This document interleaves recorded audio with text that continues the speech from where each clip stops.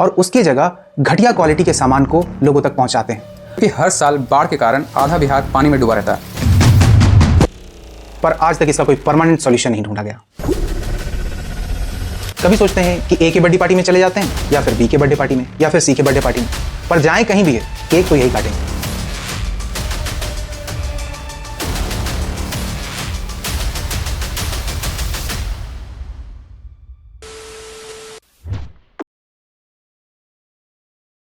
थोड़ी देर के लिए आप ये सोचिए कि आप नॉर्थ बिहार में रहते हैं। जैसे ही अगस्त का महीना आएगा, आपके पूरे गांव के अंदर अफरा तफरी मच जाएगी इस बात की कि बाढ़ आने वाला है। आप इस पूरे महीने में राशन इकट्ठा करना स्टार्ट कर देंगे और थोड़े दिन बाद ही आपको ये पता चलेगा कि आपके नज़दीक का बांध टूट गया है और पानी आना स्टार्ट हो गया है। आप फिर तुरंत एक ट्रैक्टर या एक ट्रक को ढूंढेंगे, अपने घर के सारे सामान को उस पर लोड करेंगे और किसी ऊंचे स्थान पर जाने की कोशिश करेंगे। अगर आपके पास सेविंग्स है तो आप इस समय पे हाई रेंट पे एक रूम ले पाएंगे, पर ऐसी किस्मत सबकी नहीं होती। इसीलिए अधिकतर लोगों को खुले स्थान पे अनहाइजीनिक जगह पे टेंट लगा के रहना पड़ता है।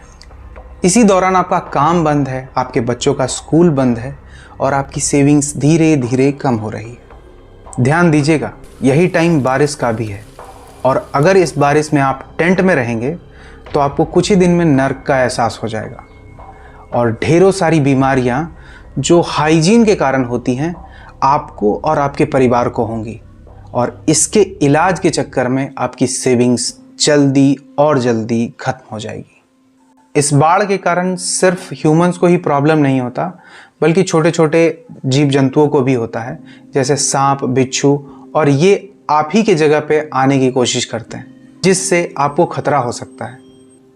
इस बाढ़ के समय में ना ही तो आपको बिजली की सुविधा मिलती है और ना ही साफ पानी, जिससे आपका जीना और मुश्किल हो जाता है। अब बाढ़ का पानी धीरे धीरे कम होने लगेगा और आपके घर से निकल जाएगा। अब आप सोच रहे होंगे कि बस प्रॉब्लम खत्म, पर प्रॉब्लम खत्म नहीं, अब यहाँ से प्रॉब्लम तो शुरू होगी। जैसे ही आपके घर से पानी निकलेगा, आप जाएंगे अपने घर पे और देखेंगे कि आपके घर को काफ़ी डैमेज हुआ है। अगर कम डैमेज हुआ है तब तो कोई बात नहीं, लेकिन अगर ज़्यादा डैमेज हुआ है तो आपने जो सेविंग्स पहले ही ख़त्म कर रखी है, अब आपको एक हाई इंटरेस्ट पे लोन लेना पड़ेगा अपने घर को रिपेयर करने के लिए। अब आप इस लोन को धीरे धीरे करके चुकाते रहेंगे और जब तक ये लोन चुकेगा तब तक में फिर से बाढ़ का खतरा आपको सताने लगेगा। आपको लग रहा होगा कि मैं सिचुएशन को एग्जैजुरेट कर रहा हूँ, पर ऐसा नहीं है, ये मेरा पर्सनल एक्सपीरियंस है। हाँ, एक दीवार गिर गया था साइड से, 2 आंगन के पास वाला दीवार पूरा गिर गया था। हम लोग अपने से ईंटा पूरा अति करके उसके बाद फिर लेबर मिस्त्री लगा करके उसके बाद दीवार खड़ा करवाए। लेबर भी नहीं मिल रहा था उस टाइम। हम और पापा जी आ करके रोज उधर से आते थे रिक्शा से और रोज घर साफ सफाई करके उसके बाद शाम को फिर से जाते थे। बाढ़ आने का खबर हम लोग को पता चला क्योंकि दादी तुम्हारे काम करते थे ऑफिस में, वहाँ से आए, बोले कि जल्दी जल्दी बांधो सामान, बाढ़ का अति आ गया है चिट्ठी और जल्दी सामान बांधो। हम लोग सामान तुरंत बांधना शुरू किए। बांधने के बाद ट्रैक्टर बुलाए, ट्रैक्टर पर सामान सारा लोड किए, उसके बाद चले गए हम लोग ऊँची जगह पे। हम लोग को सामर्थ्य था इसलिए हम लोग डेरा लिए और डेरा लेकर के हम लोग रूम में शिफ्ट हो गए। रेलवे लाइन पे सब लोग पन्नी से टेंट बना करके लोग रह रहे थे। लाइन नहीं था, इतना गर्मी पड़ रहा था कि हम लोग को तो जनरेटर था, इसलिए जनरेटर का लाइन सप्लाई कर दिए तो हम लोग का उससे कमाई भी बढ़ा था और हम लोग का जीविका भी ठीक ठाक चल रहा था और माँ जी ऑफिस में थे इसलिए उससे भी हम लोग को ठीक ठाक चल रहा था। बाढ़ के समय जब आता है तो बांटने के लिए बहुत सारा सरकार भेजती है, लेकिन हम लोग को मिलता कहाँ है उतना। सब आता है, सब लोग अपने खा जाते हैं। इतना अच्छा अच्छा सामान आता है बांटने के लिए, लेकिन फिर भी हम लोग को नहीं मिलता। सारा कुछ वो लोग खुद खाते हैं। तो ऑफिस से जुड़ा हुआ था, उसकी वाइफ सब आकर के वो सब सामान जो है अपने अपने घर लेकर के गए। हम लोग देखे उस चीज़ को, हम लोग अपने आंखों से देखे। उसमें देखे कि सामान आया हुआ, तेल, साबुन, चूड़ा, चावल, सब कुछ, बहुत सारा चीज़ आ रहा था बांटने के लिए। लेकिन देख रहे थे क्या कि जिस रूम में रखा हुआ था सामान, उस रूम था कपड़ा का था और वो चूने लगा। सारा चूड़ा सब में कीड़ा पड़ गया। जब नया आया था उस टाइम बांटे नहीं, और जब उसमें जब पिल्लू लग गया तो उसके बाद धूप में उसको सुखा करके, हम लोग जहाँ रह रहे थे बस वहीं पे जस्ट सुखा करके उसके बाद उसको बांटने के लिए गए। चूड़ा, शक्कर, चना, बहुत सारा सामान था। ऐसा नहीं है कि इस बीच गवर्नमेंट से हमें मदद नहीं मिलती, मदद मिलती है, पर वो मदद ऊंट के मुंह में जीरे के बराबर होती है। ये मैं इसलिए कह रहा हूँ क्योंकि ये टाइम सिस्टम से जुड़े लोगों के लिए आपदा में अवसर का काम करता है। बाढ़ के समय सरकार रिलीफ फंड भेजती है और सिस्टम से जुड़े लोग इस रिलीफ फंड को लोगों तक पहुंचाते हैं। इस बीच में होता ये है कि सरकार से भेजे हुए सामान को ये लोग मार्केट में बेच देते हैं और उसके जगह घटिया क्वालिटी के सामान को लोगों तक पहुंचाते हैं। और इससे होता ये है कि इससे जो पैसे बचते हैं पूरे सप्लाई चेन को अपना अपना कट मिल जाता है। न जगह जमीन में सब डूबा गया, सब में सब पानी है, कोई नहीं है, खाने पीने के लिए कुछ नहीं है। अच्छा, सरकार कह रही है कि हम बाढ़ पीड़ितों के लिए सारा सामग्री दे रहे हैं, बाहर राहत सामग्री दे रहे हैं, कोई चीज नहीं माल जाल का मिलता है, नहीं लोग का मिलता है, कोई सामान नहीं मिल रहा है, कुछ नहीं मिल रहा है, कोई सुविधा नहीं अभी तक। हम लोग का खाने पर भूखे रह गया, घर पर सारे रात रह गया, घर पर कोई सामान का सुविधा नहीं है। यहाँ मुझे एक बात समझ में नहीं आती कि अगर ये प्रॉब्लम हर साल होता है तो इसका सॉल्यूशन आज तक क्यों नहीं ढूंढा गया। टेम्पररी सॉल्यूशन के नाम पे हमें रिलीफ फंड का झुंझुना थमा दिया जाता है, पर आज तक इसका कोई परमानेंट सॉल्यूशन नहीं ढूंढा गया। ये शायद इसलिए भी होता है क्योंकि बिहारियों की जान बहुत सस्ती है, इतनी सस्ती है कि अगर बिहार के बाहर वो रहते हैं तो उन्हें धक्के मार के वहाँ से भगाया जाता है, और वो बिहार के अंदर होते हैं तो उनका संरक्षण कोई नहीं करता। इन सारी प्रॉब्लम्स का सॉल्यूशन हमारे चाचा ढूंढ सकते थे, पर आजकल हमारे चाचा इस बात पे परेशान हैं कि किस बर्थडे पार्टी में जाना है, किस बर्थडे पार्टी में नहीं जाना है। कभी सोचते हैं कि ए के बर्थडे पार्टी में चले जाते हैं, या फिर बी के बर्थडे पार्टी में, या फिर सी के बर्थडे पार्टी में, पर जाएं कहीं भी है, केक तो यही काटेंगे। सॉल्यूशन से पहले एक बार प्रॉब्लम को अच्छे से समझते हैं, क्योंकि हर साल बाढ़ के कारण आधा बिहार पानी में डूबा रहता है और इससे नॉर्थ बिहार के 13 जिलों के लगभग 17.5 लाख लोग हर साल प्रभावित होते हैं और इनमें से कुछ लोग तो अपनी जान भी गंवा देते हैं। इंसान तो जैसे तैसे करके खुद की जान बचा भी लेता है और वहाँ से भाग निकलता है। घर में पानी चल एले, बाल बच्चा के लेकर भाग गेलिए, बकरी छकरी भाइस गेले, बुलिए अन्न पानी भाइस गेले, जकरा भेले मिलले बाल बच्चा के लेकर एलिए और घरे में छै सब चीज, अन्न पानी में हेलै छै, आ चल एलिए, माल जाल पानी में ठहरा भेल छै। पर जानवरों का क्या, उनकी रक्षा कौन करेगा? अगर लोग रक्षा भी करना चाहे जानवरों की तो वो नहीं कर पाते, वो मजबूर है, वो खुद ही नहीं भाग पाते, तो जानवरों को कैसे अपने साथ लेके जा पाएंगे? लोगों के पास बाढ़ के समय में खुद ही खाने और रहने का ठिकाना नहीं होता है, तो वो जानवरों को कहाँ रखेंगे अपने साथ, कहाँ लेके जा पाएंगे? बेसिकली चारा है कि वो भी खत्म हो गया, वो कुछ नहीं है, रहने के लिए है नहीं, चारा क्या करेंगे? रहने के लिए है नहीं, चारा क्या रहेगा? तो आइए अब जानते हैं कि बिहार में हर साल बाढ़ क्यों आता है, आखिर क्यों हर साल पूरा का पूरा नॉर्थ बिहार डूबा रहता है। इसका सबसे बड़ा कारण है बिहार की ज्योग्राफी। बिहार की ज्योग्राफी कुछ ऐसी है कि यहाँ बाढ़ आना एकदम नेचुरल है। अगर आप बिहार को मैप पे देखें तो आप देख पाएंगे कि बिहार आसपास की एरियाज से बहुत नीचे है। मतलब नॉर्थ में नेपाल में हिमालयाज़ हैं, साउथ में झारखंड का प्लेट्यू है और यूपी का जो प्लेन है वो भी बिहार के प्लेन से थोड़ा ऊंचा है। बेसिकली पानी यहाँ तीनों साइड से आता है और जाने का रास्ता बस एक है जो कि वेस्ट बंगाल होके जाता है। और बात यह भी है कि पानी आता बहुत तेज़ी से है पर जाता बहुत धीरे धीरे है, इसलिए बहुत टाइम तक यहाँ पानी जमा हुआ रहता है। बिहार में कई सारी नदियाँ बाढ़ लाने में मदद करती है, जैसे गंडक, कोसी, बागमती। ये सारी नदियाँ अपना पानी लाके गंगा में उछल देती हैं और फिर गंगा का भी लेवल बहुत हाई हो जाता है। इससे गंगा के आसपास के इलाकों में भी बाढ़ का बहुत बड़ा खतरा मंडराने लगता है। अगर बात सिर्फ कोसी की करें तो बिहार में सबसे ज़्यादा बाढ़ कोसी ही लाती है, क्योंकि ये अपना रास्ता बहुत चेंज करती है। कभी इस रास्ते से बह रही है तो अगली बार हो सकता है कि अपने 100-150 किलोमीटर दूर वाले रास्ते से बहे।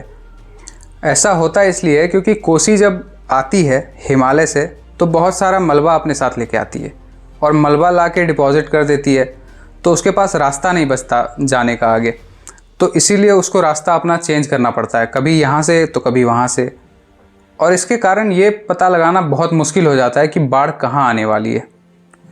बहुत सारे अनएक्सपेक्टेड जगहों पे जहाँ पे कभी बाढ़ नहीं आया था आज से पहले, वहाँ पे भी बाढ़ आ सकता है इसके कारण। इसका दूसरा कारण है इरोजन यानी कटाव।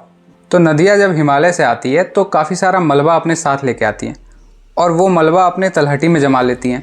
तो उस तलहटी में जो मलबा जमा है उसके कारण जो पानी का वॉल्यूम वो कैरी कर सकती थी, अब वो उतना पानी नहीं लेके जा सकती अपने साथ, तो वो पानी फैल जाता है। फैलने के कारण आसपास के इलाकों में बाढ़ आ जाती है। आप अगर देखेंगे तो नदियों के आसपास काफ़ी सारे खेत होते हैं, तो नदियाँ क्या करती है, उन खेतों में से मिट्टी काट लेती है और मिट्टी काट के वही अपने साथ लेके जाना स्टार्ट कर देती है। और जो नदी खेत को काट के लेके जाती है, इससे किसानों का बहुत ज़्यादा नुकसान होता है।